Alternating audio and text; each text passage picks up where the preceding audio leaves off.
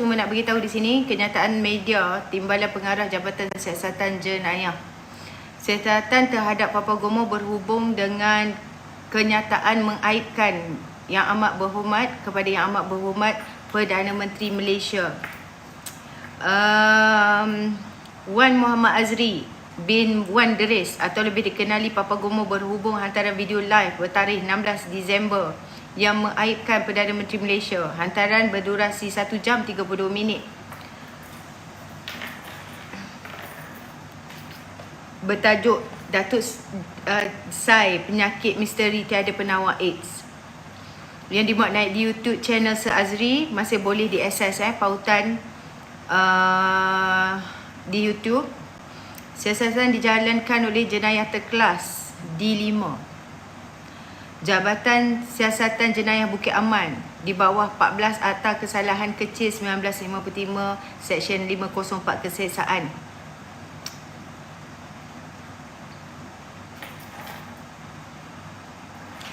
Mana-mana komen yang membantu dan mana-mana komen yang mengganggu proses siasatan, PDRM mengingatkan orang ramai bahawa akan mengambil tindakan tegas tanpa kompromi akan diambil sekiranya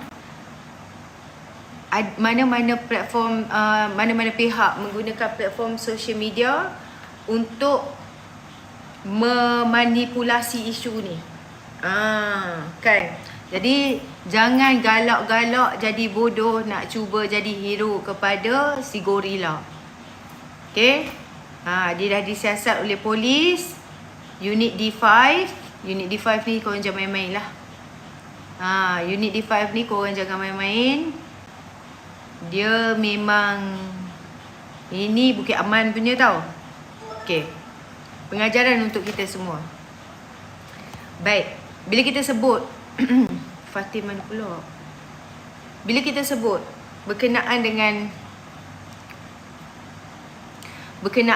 apa? Berkenaan dengan apa yang terjadi kepada gorila ni. Apa yang saya boleh katakan ini adalah kerja-kerja golongan yang tidak bertanggungjawab lah.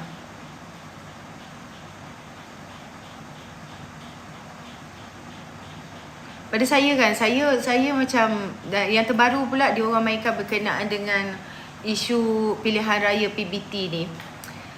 Okey, sebelum tu cuma saya nak kata di sinilah. Kita ni dilahirkan dalam keadaan yang kita ni ada berbilang kaum, kan?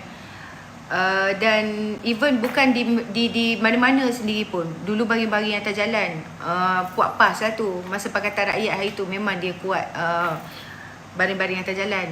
Jadi apa yang saya nak katakan di sinilah, kalau kita dapat lihat mereka yang menghasut ni, mereka yang menghasut walak-walak ni khususnya, mereka claim yang mereka ni memperjuangkan Melayu, dan kalau kita tengok, mereka sebenarnya adalah penghasut yang sangat bijak dalam memainkan peranan. Kita tengok sekarang ni, lihatlah segmen sentimen politik dan kaum makin kuat digunakan. Ini propaganda untuk buat rakyat bencikan kerajaan sekarang ini. Yang kuat dilaung adalah mengenai kaum, agama, royal dah kurang dah, dia tak berani dah. Okay? Jadi mereka ni memainkan isu berkenaan dengan fitnah kazaf dan sebagainya lah. Termasuklah apa yang dibuat kepada Datuk Seri Anwar Ibrahim. Dan kau tahu tak, sejak di bawah kerajaan Anwar Ibrahim ni, di bawah kerajaan Datuk Seri Anwar Ibrahim ni, buku berkenaan dengan LGBT pun tak dibenarkan untuk dijual. Kau tahu tak? Dan sekejap saya nak cari buku tu punya, tak tahulah, tak jumpa kot. Baru nak cari pula dah. Okay, sekarang ni mereka yang kuat melaungkan berkenaan dia orang ni, memang LGBT memang dia orang anti benar lah kan. Tetapi di bawah kepimpinan Datuk Seri Anwar Ibrahim ni, pada bulan 2 yang lepas, Menteri KDN Saifuddin Nasution haramkan buku berunsur LGBT. ada 3 buah kesemuanya. Tapi mereka tolak tepi cerita ni. Mereka sikit pun tak katakan, oh kerajaan hari ini tegas dalam mengekang gejala ini. Dulu saya nak tanya, masa zaman 33 bulan yang penuh rapas di dalam kerajaan tu, ada tak buat satu inisiatif seperti apa yang KDN buat sekarang ni, merampas semua buku-buku ni, kan? Yang menariknya, zaman mereka meminta buku menaik G, mahkamah benarkan edar. Betul, mahkamah benarkan edar. Okey, saya ada berita sekejap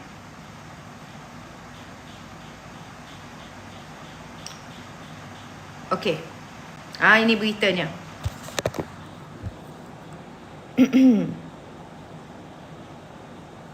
Kau tengok ni. Mahkamah batal pengharaman buku G is okay. Kau tengok berapa hari bulan? 22 Februari 2022. Nampak? Buku G dibenarkan dijual semasa zaman 33 bulan. Bagaimana kau nak mengatakan bahawa kerajaan hari ini menyokong LGBT? Adakah masa tu zaman 33 bulan kerajaan PAS, PN, PPBM menyokong LGBT? Sebab dibenarkan jual. Tengok, kau tengok tarikh tu 22 bulan 2. Okey. Zaman ini KDN haram 3 buku berunsur lucah. Tengok berapa bulan? 14 Februari 2023. Nampak? Larangan terhadap 3 buah buku penerbitan. 3 buah buku penerbitan The Tale of Seven Jacobs Room dan sebagainya. Kau nampak? KDN haramkan buku di zaman PMX. Di zaman korang ini yang berlaku. Mahkamah batal pengharaman buku G is okay. Tiba-tiba tanya BN, kau tak mengaku pula salah kau. Masa tu kau jadi kerajaan, kau buat apa? Kau jadi tungguk kayu? Ke kau yang suka baca buku tu? Sah-sah lah kau yang suka. Sah-sah lebay yang suka kan? Kan? Okey. Baik.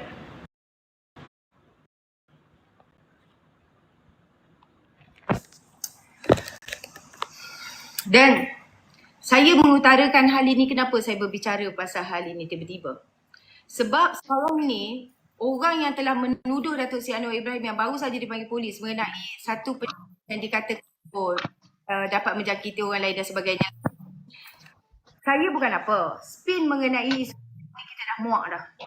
Agama guna isu seperti ini untuk kuasa politik. Walhal masa mereka berkuasa. Assalamualaikum. Islam. Waalaikumsalam. Okey, cabutan judi dinaikkan. Apalah kau nak cerita ni, tak habis-habis. Fake account, fake muka pun fake. Makcik, taubatlah makcik oi. Kejap. Tak habis-habis, nanti makcik turunkan kita lah makcik. Sekejap lagi dia turunkan kita lah tu makcik tu. Orang tua ni menyamar. Orang tua menyamar. Pakcik Uban menyamar. Kau dah putih dah rambut kau tu. Insaf lah. Umur pun dekat 60. Pakcik tua. Rambut dah putih. Rambut putih tu mana dia? Allah nak panggil supaya kau tu bertaubat. Macam ini nak naik room orang, nak berhujah dengan orang. Macam ini standard dia. Kalau macam ini standard dia, walaupun kau jangan jadikan orang macam ini. Buang masa saja. Kau janganlah jadikan dia reference. Aku tengok dia sekarang ini buat live. Macam orang gila. Gitulah. Lepas tu mental. Sebab tak ada orang nak pergi room dia nak bagi gift. Kan? Thank you Danisha. Thank you Harian. Tak ada orang nak pergi room dia nak bagi gift. Lepas tu dia sengkek. Bila sengkek dia dah jadi gila. Dia dah jadi mental. Lepas tu mengarut, PMX tak bagi ni, PMX tertekan apa semua. Dia tertekan lah, dia tak ada kerja. Dia bukan demi sesuap nasi. Dia bukan ada orang nak bagi gift, dia dah mengarut sangat dekat situ. Nasi. Dia bukan ada orang nak bagi gift, dia dah mengarut sangat dekat situ. Okey, saya nak invite yang ni. Nasham.my ni. Okey. Kalau anda rasa, anda boleh berhujah mai sini naik. Nak hujah pasal apa? Alah, susah pula nak pin. Lah, susah pula nak pin. Kalau yang jenis duduk mengarut, macam orang gila macam tu, budak darjah 5 pun boleh lah. Apa standard kau? Kau nak kata, oh dengan bannernya kat belakang, dengan mic-nya yang besar tu, tak ada orang nak pandang kau buat live. Lepas tu kau menggila, kau mengata orang dan sebagainya. Lepas tu, tak ada orang yang nak bagi job dekat dia. Sebab dia buat live bukan dia buat penerangan. Dia tak ada idea. Dia tak ada idea, dia tak ada buah fikiran, dia tak ada substance. Ni Nasha ni, kenapa tak nak naik? Dah 2 kali dah. Tak ada siapa nak tengok dia. Sebab itulah dia meroyan seorang-seorang, dia jadi orang gila. Dalam hati dia sayang pada PMX. Kau tengok dia tadi, saya sayang PMX. Lepas itu, dia naik, dia menyatakan, oh kau ni, oh kau perempuan. Aku tak tahu apa dia cakap tadi. Kan? Sebab itulah orang gila kita jangan layan. Tu sebab orang marah dengan penunggang agama. Penunggang agama akan melahirkan orang yang macam Pakcik Uban tadi tu. Niat mereka hook by crook nak memerintah negara. Jadi kita doakan supaya Allah selamatkan Malaysia daripada orang-orang macam ni, daripada ulama suk dan politik, ahli politik yang durjana ni. Ya? Dan ahli politik durjana ni. Jadi adakah kita masih lagi nak undur ke belakang? Kita masih lagi nak mainkan perkauman? Kita tengok Amerika sendiri. Lama mana diorang ni nak hakiskan perkauman tu? Masih lagi diorang ni berantakan sama sendiri. Kita ni bersatu, kita teguh, bercerai kita roboh. Orang-orang politik yang gila nak berkuasa ni, matlamat mereka adalah mereka hendak supaya kita ni, saya invite Samsudin ni naik ke atas kalau dia berani. Saya invite Samsudin ni ke atas kalau dia berani. Saya tunggu dia dalam masa 10 minit kalau dia berani. Kalau macam Pakcik Uban tadi tu tak payahlah. Pergi main jauh-jauh lah Pakcik. Bukan standard Pakcik nak masuk room saya. Bukan saya tak nak layan Pakcik. Pakcik bukan standard tu. Kalau Pakcik nak ada standard, Pakcik berhujah dulu bagi orang dengar. At least kalau sekali Pakcik live tu, let's say lah 500, 600 view tu, at least okay lagi lah kan. Daripada Pakcik meroyan seorang-seorang, kesian. Sebab tak ada orang nak bagi job ya. Okay. Jadi hari ni kalau kita dapat lihat, saya nak bagi panas Pakcik tadi tu. Tuan Guru ni Aziz pernah bertanya, kenapa benci sangat dengan Anwar ni? Kita tengok hari ni yang main mainkan isu, yang tak suka dengan Anwar Ibrahim ni, benci dekat Anwar Ibrahim ni, sebab apa? Kenapa benci sangat dengan dia? Sekejap. Aku nak buang orang gila ni kejap. Gila. Lepas tu dia yang jadi gila. Anwar tak curi duit rakyat.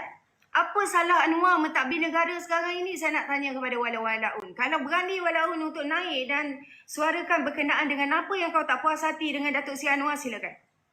Anwar tak curi duit rakyat dari zaman Mahathir, dari zaman Pak Lah, dari zaman Najib, dari zaman Muhyiddin, dari zaman Ismail Sabri. Tak ada satu sen duit rakyat atau sekaki tanah rakyat yang beliau curi hingga beliau boleh didakwa ke mahkamah.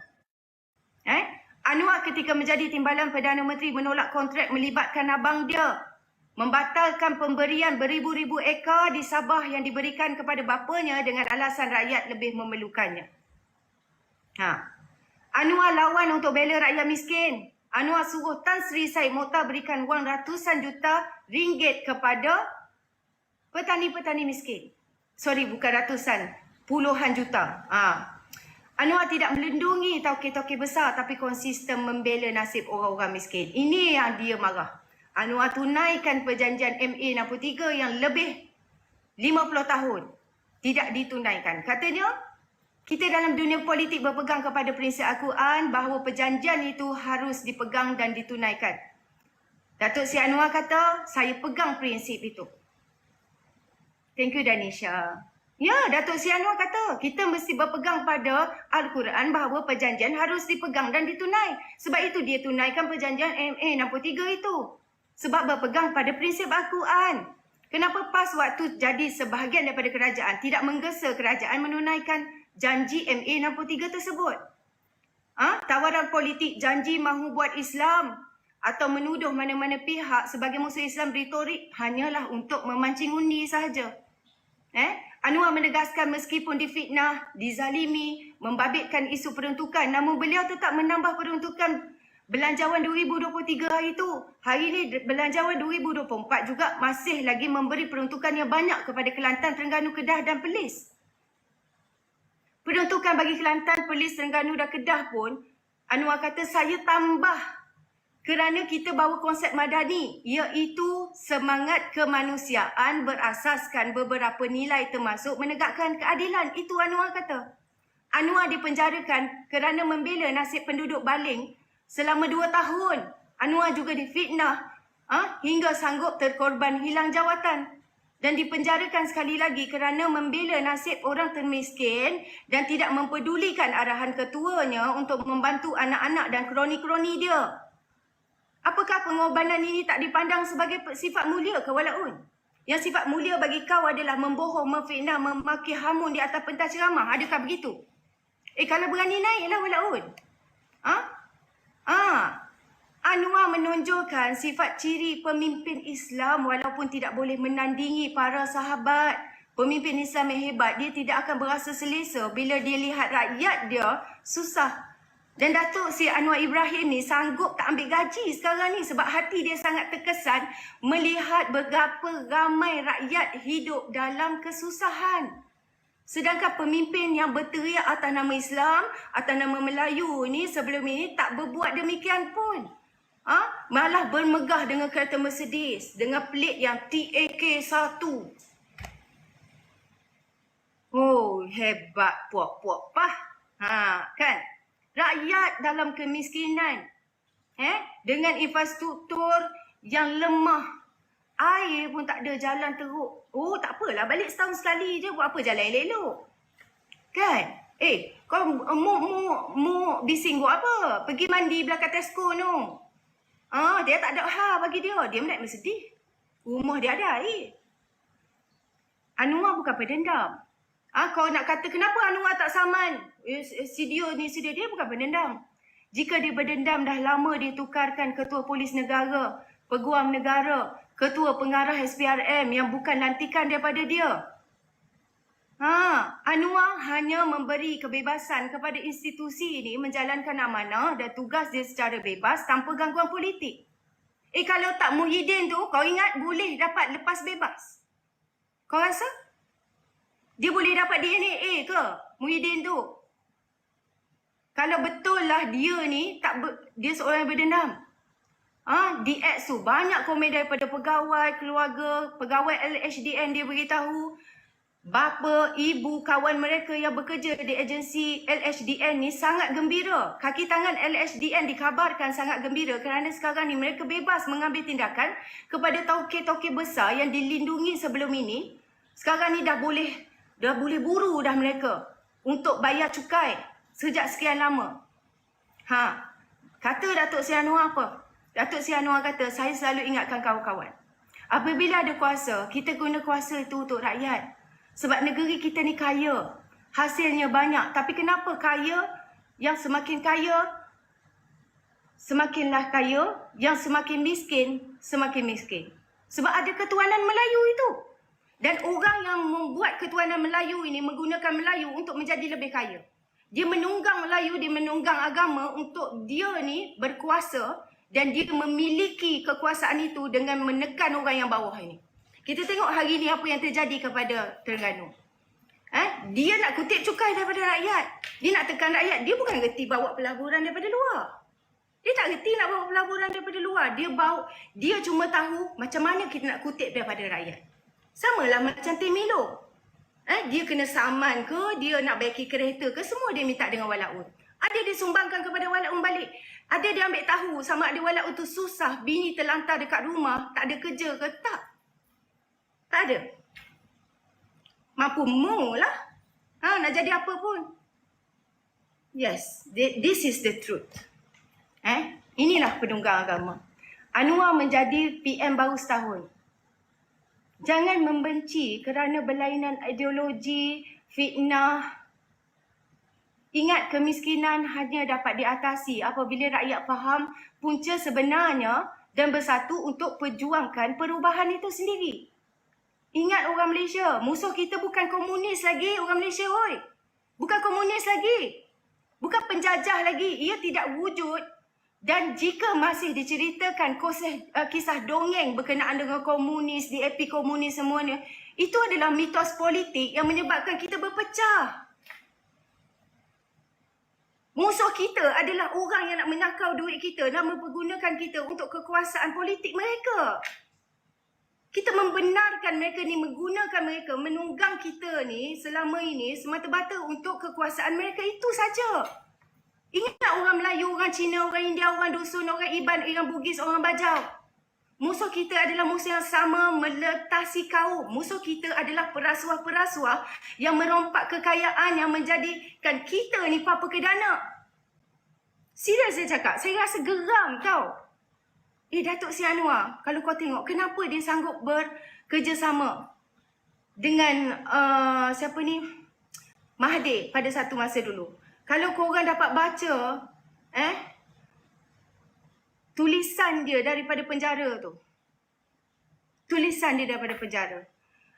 Surat Datuk Seri Anwar daripada Sungai Buloh kepada pemimpin-pemimpin di dalam PH. Tengok gaya bahasa dia yang beliau guna dan terdapat kerisauannya tulus ikhlas terhadap rakyat Marhain. Surat ini panjang sangat-sangat kalau saya nak bacakan di sini.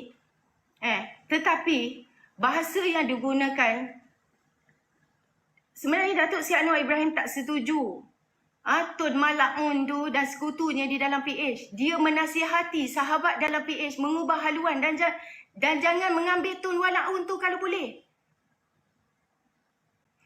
Flashback kisah sekitar 2016, permulaan hubungan Tun dan Bersatu bersama PH yang mendapat kerisauan yang besar Anwar daripada dalam penjara. Demi strategi politik mendapatkan 5% sokongan tambahan PH untuk menguasai Putrajaya serta mendapatkan laluan mudah membentuk kerajaan yang smooth. Dan warkah Datuk Seri Anwar ini terpaksa dikompromi dengan harapan Tun dah berubah.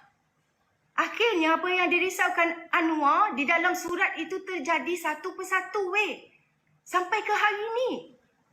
Tulang belakang yang berusaha keras membuat pengorbanan menjayakan PH antaranya Rafizi, Husam, Nurul Izzah kecewa teruk. Sebab tu Nurul, Husam dan Izzah lepas pengkhianatan Datuk Seri Anwar Ibrahim, dia senyap terus pengkhianatan ni Tun saka ni kepada janji-janji manifesto dan juga dasar PH yang telah dimeterai bersama, Tun buang macam itu saja. Walaupun dinafikan naib presidennya Samsul Iskandar Makin, terdapat pemimpin lain PKR menegaskan bahawa surat Datuk Seri Anwar Ibrahim menyatakan kegusaran dengan langkah Dr. Mahathir yang benar-benar wujud, yang benar-benar terjadi. Maknanya Anwar ni dia kenal siapa itu. Saya nak naikkan orang lah. Datuk Seri Anwar ni dia kenal siapa itu Mahathir. Jadi dia dah gusar lama dah sebenarnya. Dia dah menyatakan